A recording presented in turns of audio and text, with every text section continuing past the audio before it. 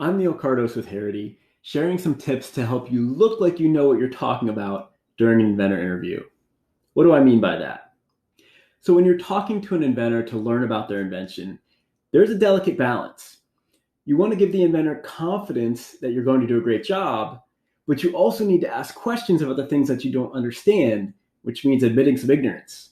Now, inventors are not usually going to get upset if you're asking questions about the new parts of their invention, but where they might get upset or might feel like you're not the right person for the job is if you're asking questions about basic concepts.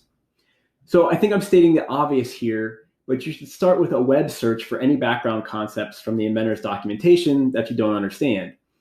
Things get more difficult when you've put in the time before the call to try to understand the background of the invention, but you can't find any good explanations. In these situations, there are a few ways you can pose your question to leave the inventor feeling confident in your abilities. So first, you could say something like, I've searched the web for XYZ, but I couldn't find a really good explanation. Can you explain it to me?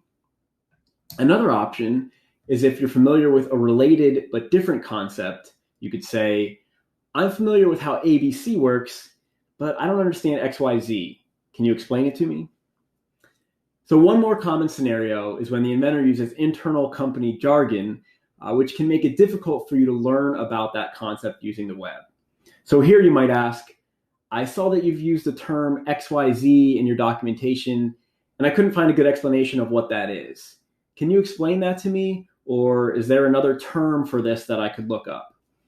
In short, if you do your research before the call and you tell the inventor that you couldn't find a certain concept in your research, they'll likely be more than happy to explain it to you. I hope this helps. Thanks for watching.